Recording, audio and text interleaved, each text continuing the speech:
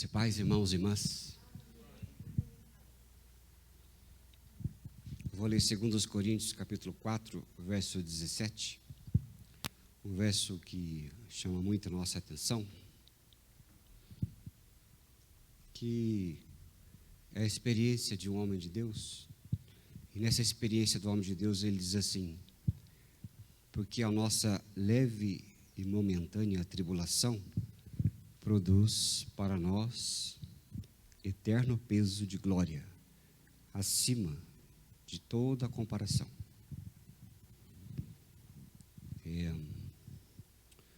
Aqui a experiência do homem de Deus estava dizendo sobre sofrimento, tribulação, e ele falou que era momentânea, né? E interessante no verso da Bíblia, que ele fala também que leve e momentânea.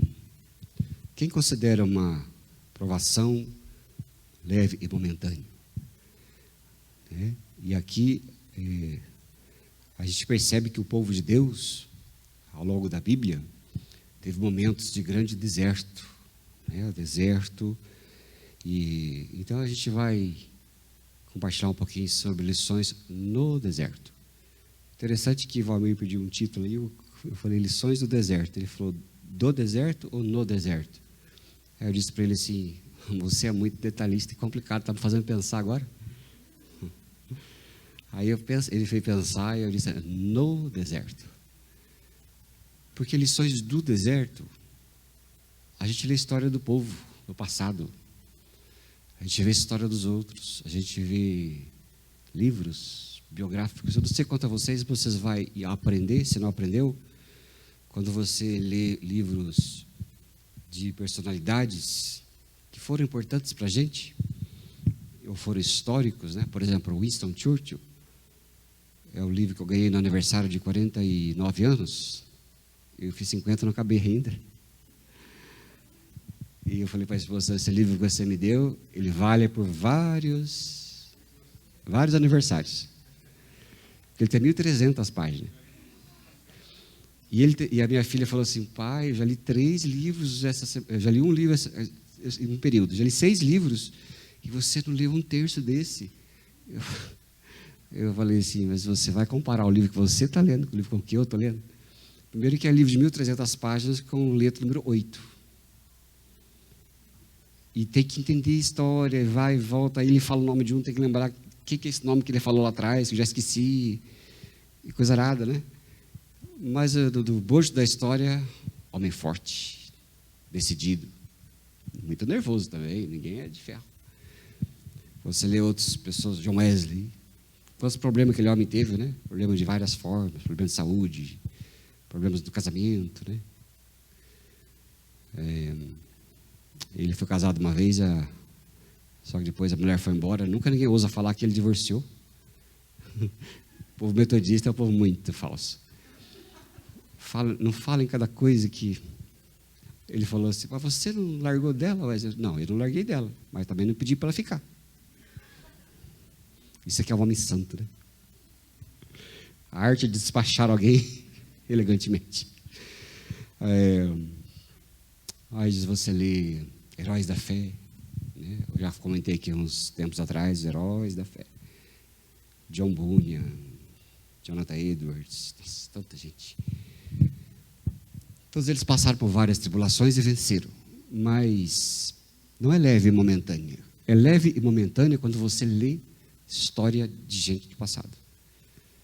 Mas se você pudesse perguntar para cada um deles se a tribulação deles eram leves, momentâneos, eles iam falar que você estaria zombando deles. Como ousa falar que a minha tribulação é leve e momentânea? Né? Às vezes você está sofrendo, chega para alguém com o seu sofrimento, ela fala assim: já passei por isso, mas dá uma raiva, né, irmãos? Você tem coisa pior do que isso?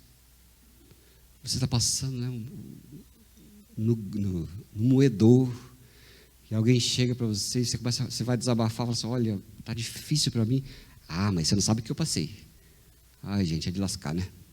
É terrível. A gente está perdendo o cabelo, os outros chegam para você e falam assim: pelo menos não precisa comprar shampoo. Olha, Jefferson, que vontade de matar. Não dá, né, irmãos?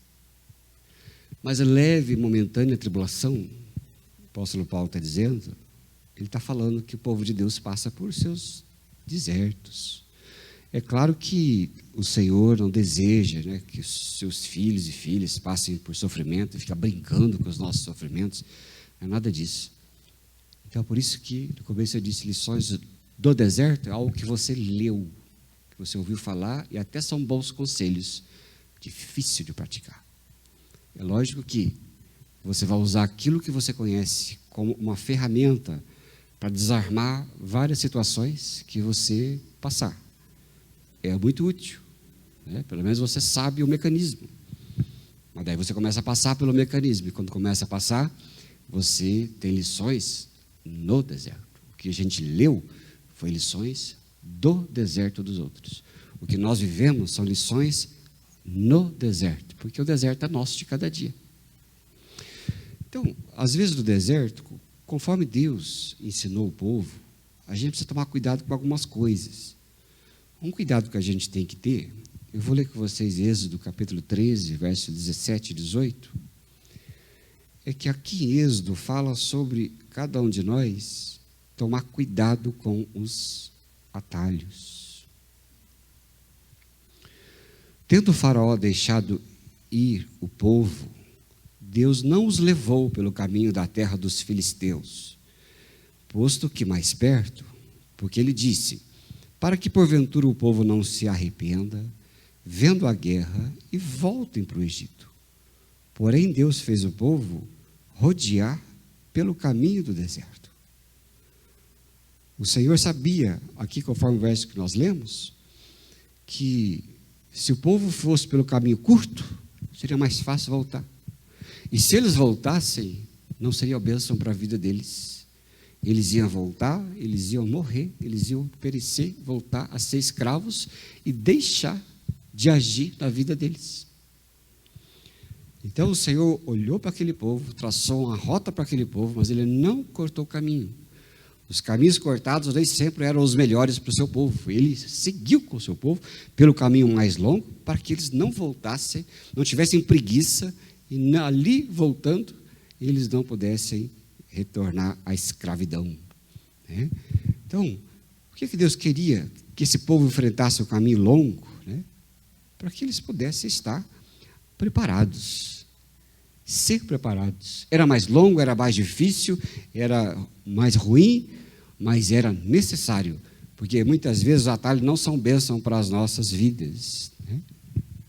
Deus não deseja que suas promessas ele se transformem em maldição para as nossas vidas. Ele disse ali para aquele povo que tinha que ir pelo caminho mais longo. E muitas vezes nós queremos também fazer atalhos em nossas vidas. Quantos atalhos nós pegamos para evitar um sofrimento? Atalho que nós pegamos, né, muitas vezes, e que faz a gente sofrer as coisas mais fáceis que não são duradouras, as coisas mais fáceis que nos fazem nos arrepender.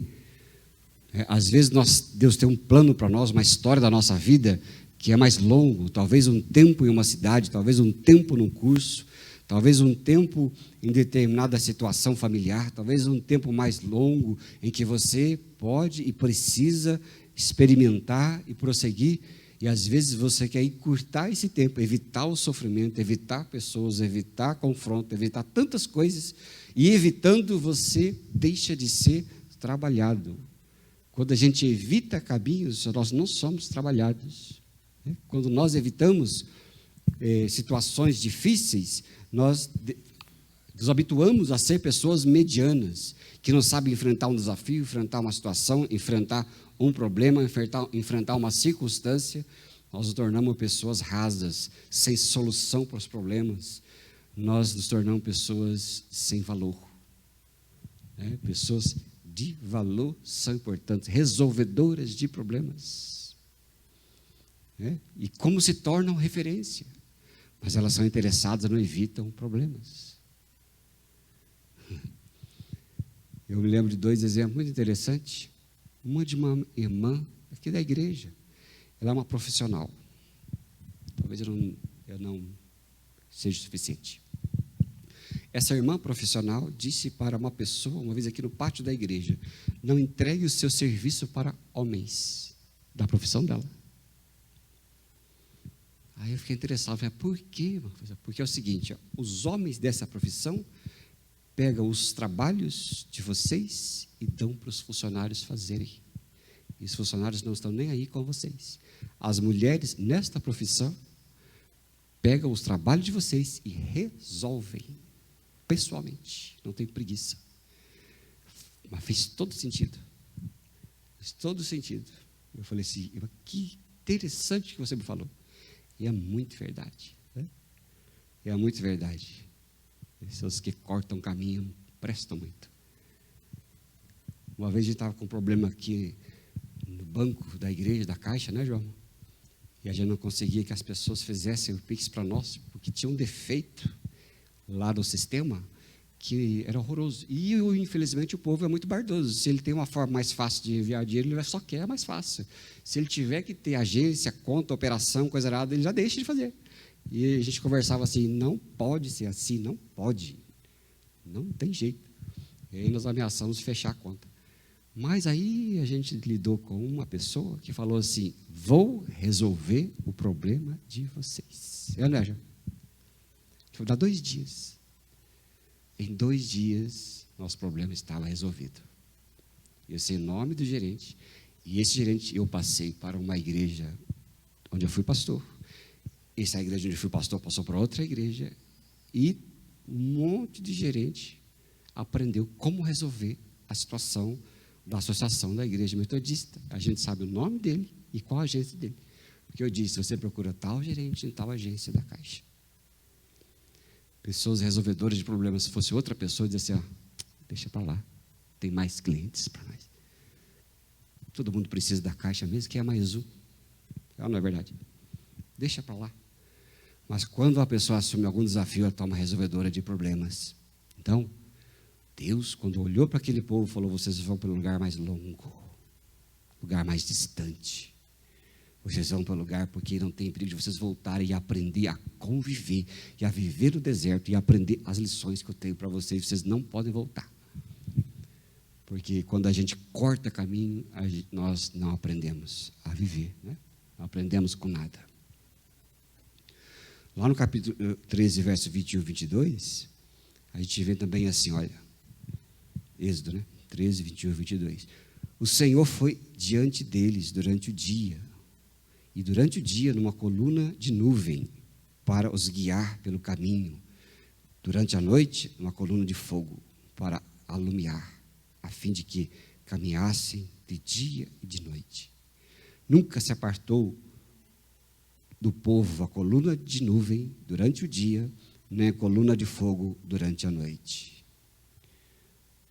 O deserto que Deus submeteu àquele povo e que o homem de Deus aprendeu a conviver, e ele escreveu lá aos Coríntios, ele está dizendo também aqui, é implícito, que no deserto, ali onde o povo passava, é lugar para nós de direção de Deus sempre.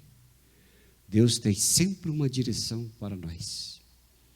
Às vezes é nós que não compreendemos, nós não enxergamos, mas Deus sempre tem uma bússola no deserto para o povo. Ele era isto, ele era aquele direção, ele era aquele norte.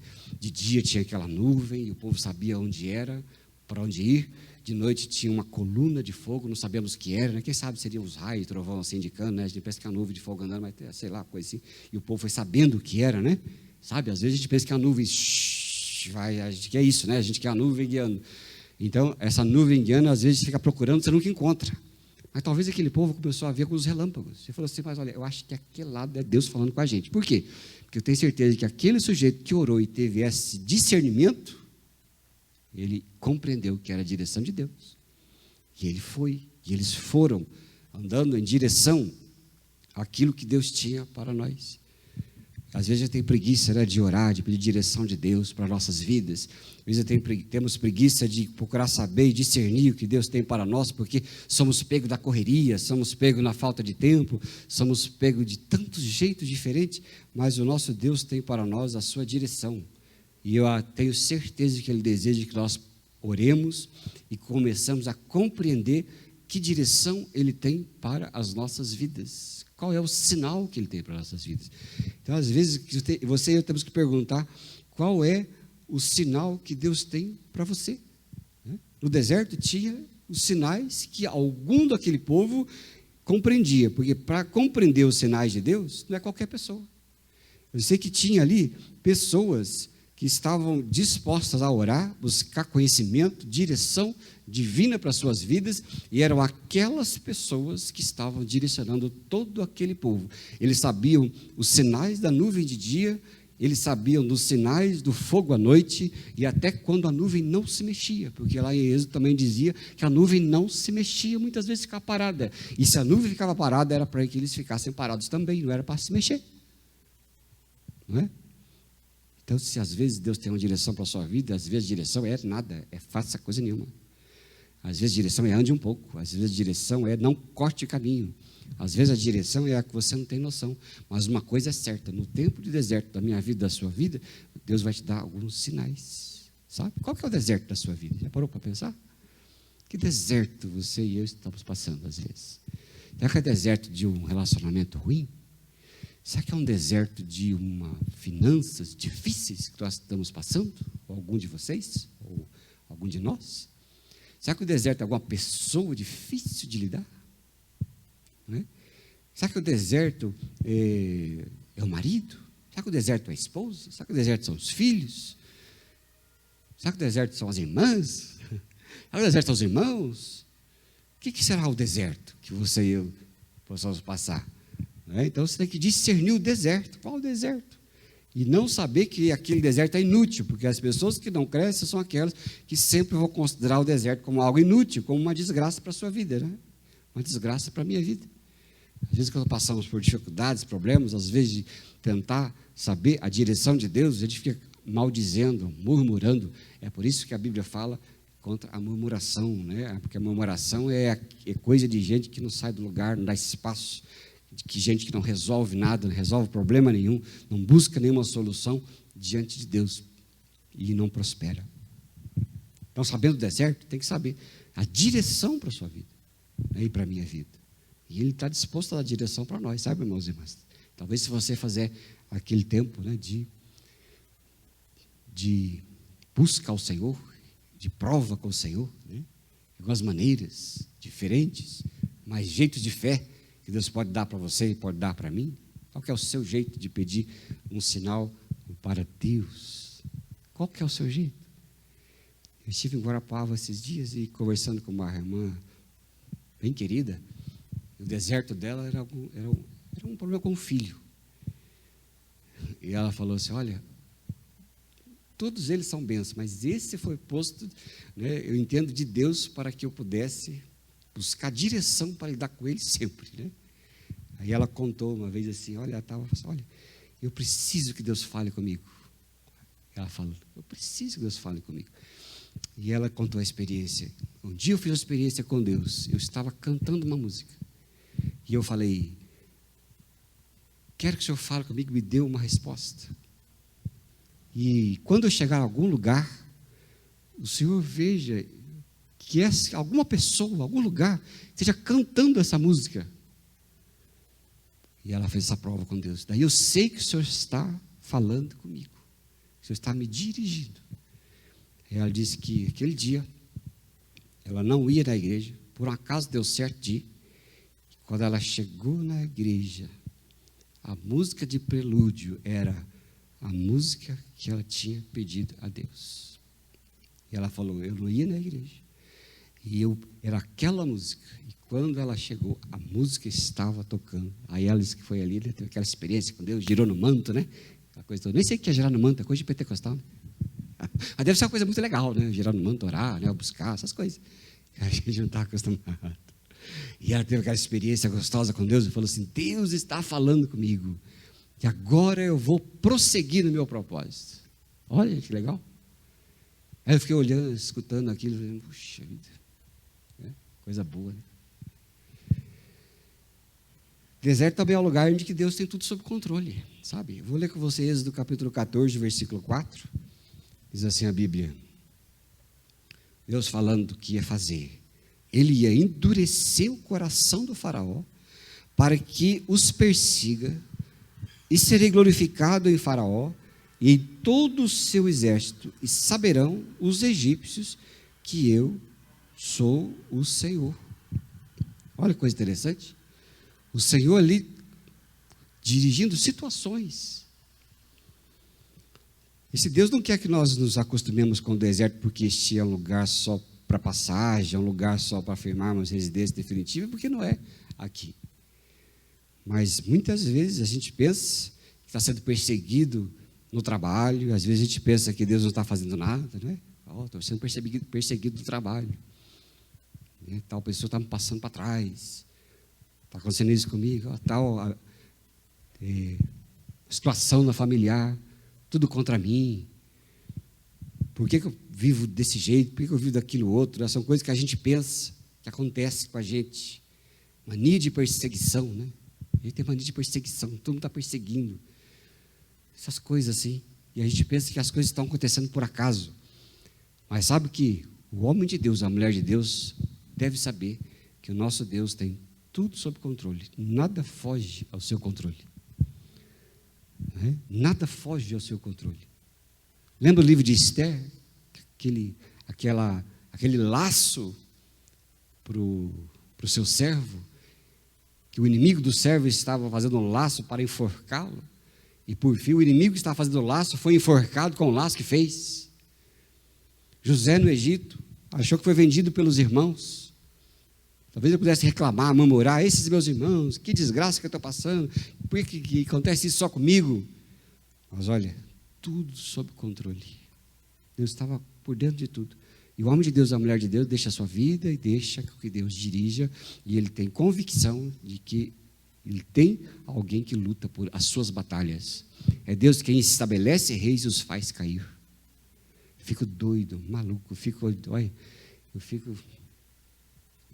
ao mesmo tempo de mãos atadas, de ver essa gente brigando no WhatsApp, internet, com o governo A, B, C, sabe, essas coisas absurdas.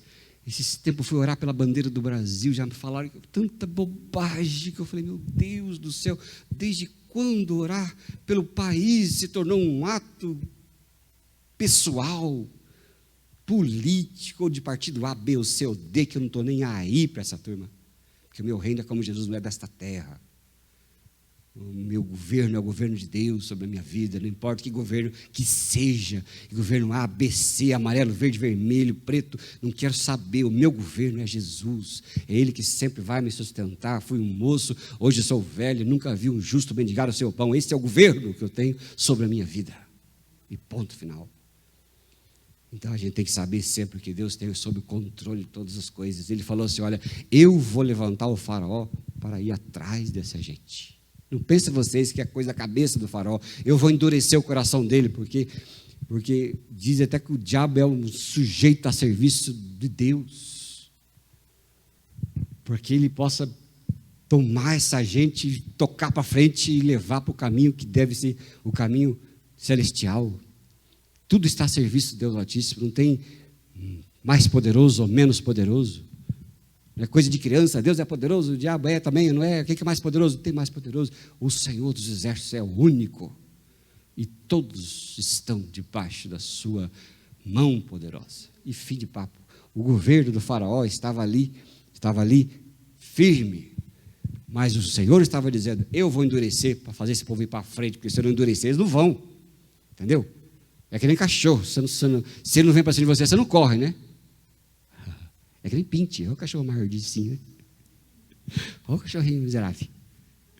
Eu tinha uma irmã que era Vila Cordes, era parente de ninguém daqui conhece. Ali que tinha, e eu entrava na casa dela, o cachorro falava bonzinho, só que para ir embora eu tinha que ir de ré. Vê se pode acordar, o cachorro amaldiçoado, né? Eu entrava tudo fé, belezinho, aí entrava lá, daí na hora de ir embora eu tinha que sair assim, porque o cachorro vinha me olhando. E se eu virasse as costas, minha canela, coisinha, né? Mosquitinho. Né? Então Deus pegou aquele farol e falou: vai para cima desse povo, porque esse povo é bardoso. Eles, se não botar os seus carros e cavalos no encalço deles, eles não vão para frente. E ele endureceu e foi. Mas tudo está sob a administração de Deus, sobre a sua vida. Nós precisamos crer, irmão, descansar. Amém, irmão? Olha Romanos 8, 28, não passei lá, mas vou ler aqui. Ó. Vocês sabem de cor?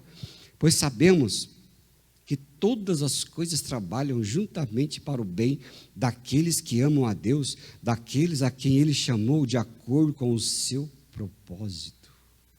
Olha, todas as coisas estão colaborando para o bem daqueles que amam a Deus, sabe? É assim que funciona. Tem gente que vive correndo de deserto o tempo todo, mas deserto, quanto mais você corre, mais para dentro você vai. Sabe? Gente que morre em deserto, quanto mais você corre, mais você afunda nele. Deserto é lugar de se aprender. Aprender a viver. Tem uma série por aí, acho que Netflix, A Magia dos Andes, e tem o testemunho de algumas mulheres lá do deserto do Chile. Ela fala assim, esse lugar aqui muitos acham feio, muitos que não tem nada, não tem coisa, mas ela fala assim, mas esse lugar é cheio de vida. Ela aprendeu a ver vida no deserto, e ela vive no deserto, e vive do deserto. Não é verdade? Agora, quem fica amaldiçoando, correndo, querendo escapar do deserto, parece que está cada vez mais no meio dele. É incrível. Então, é uma coisa muito interessante, sabe, queridos? Outra coisa muito interessante no deserto, capítulo 14, verso 15 e 16, é que o deserto é um lugar de milagres, sabe? Disse o Senhor a Moisés, por que clama a mim? Diz aos filhos de Israel que marchem, e tu levanta a tua vara, estende a mão sobre o mar, e ele vai se dividir, para que os filhos de Israel passem pelo meio do mar em seco. Deserto ali é lugar de marchar, não de ficar parado, não é lugar de murmuração, é lugar da gente procurar ver os milagres de Deus em nossas vidas. Ele falou para Moisés, está na hora de usar agora o seu cajado, e quando você botar o cajado, o mar vai se abrir, e as coisas vão acontecer, né, ali. E se você for ler a Bíblia, irmãos e irmãs, vai ver coisa bonita na Bíblia de milagre, obras que Deus fez.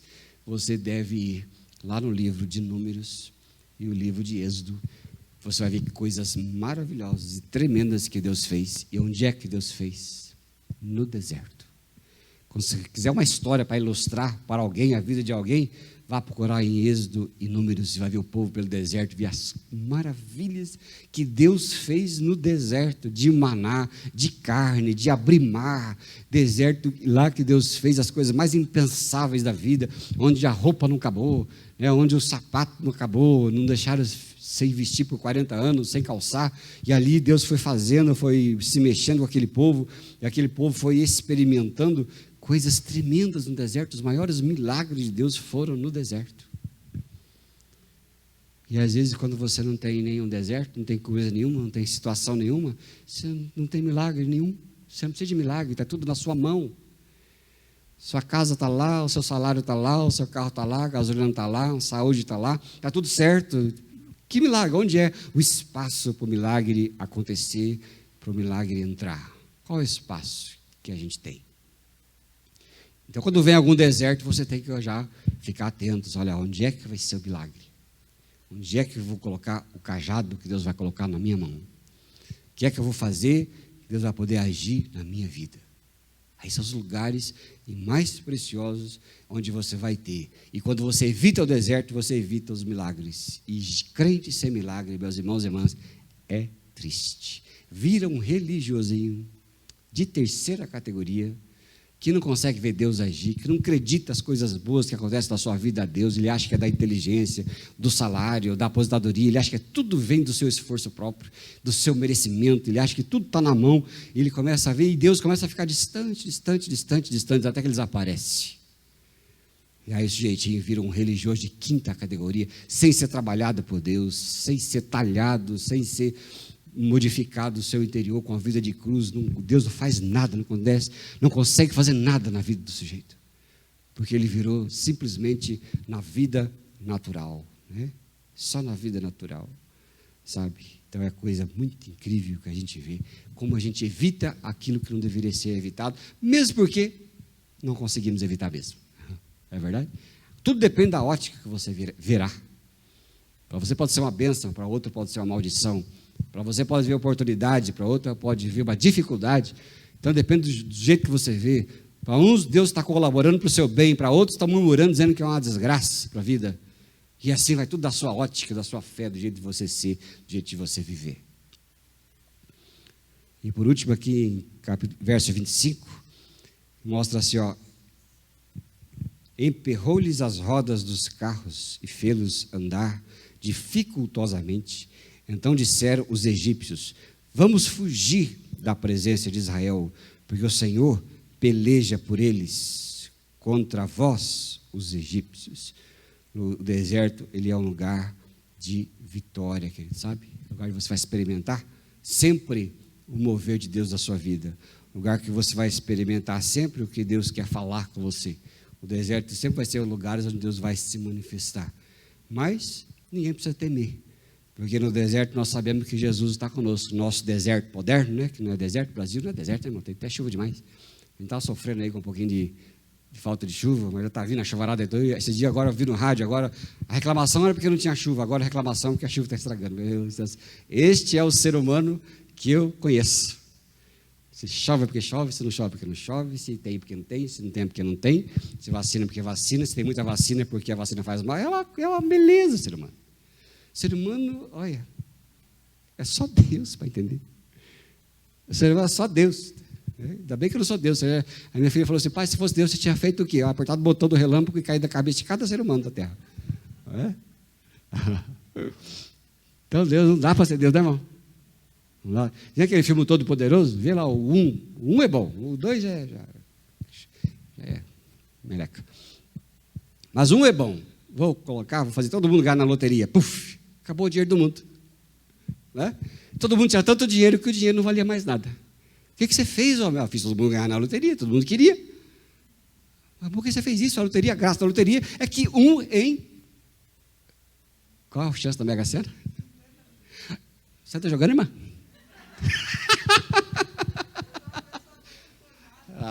Tá certo. Jogou o crentinho e perguntou assim: pastor, é pecado jogar na Mega Sena? O pecado é não ganhar. 1 em 50 milhões. Pensou? Coisas que acontecem na vida que a gente fica, então não dá para ser Deus, né? Porque onde tem muito não vale nada. Quanto vale 1 grama de ouro no céu, onde as ruas são de ouro, de cristal? Não vale nada. Se ouro tivesse no pátio da igreja, quanto valeria ouro? Nada. O ouro vale muito porque é difícil encontrar. E a gente sabe que o ser humano tem que aprender a ver e saber que Deus tem vitória para nós no deserto. Porque foi quando o exército de Faraó começou a ver, né, que as rodas dos carros emperraram no meio que nada podia acontecer, é que eles começaram a perceber que Deus estava com eles. Como é que você vai perceber que Deus está com você, que Deus está comigo? Como é que a gente vai perceber, né? Precisamos colocar tudo isso diante de Deus, o Senhor das nossas vidas. Qual é o seu deserto? Qual é o meu deserto? Eu sei que o deserto é um lugar também de sofrimento, causticante. Mas o Senhor está sempre conosco, nos abençoando com paz. Amém, irmãos? Eu quero orar com você nesta noite, né? E que você seja fortalecido na fé. Que você seja fortalecido na sua vida. Eu não sei qual o deserto que você está passando. Se é o deserto da sua vida. Mas uma coisa eu sei, que você não está sozinho, não está sozinha neste deserto, embora é difícil falar que a nossa leve e momentânea tribulação. Embora é fácil eu dizer para vocês, é difícil você ouvir passando o seu deserto. Embora é fácil eu dar soluções para vocês e vocês saberem como aplicar soluções. Mas uma coisa eu sei, que o Senhor é um Deus muito pessoal e Ele está com cada pessoa, passando junto com você pelo deserto da sua vida e você não está sozinho. Amém, irmãos? Quero convidar você a ficar em pé, que você fechasse os seus olhos e agora eu vou orar com você.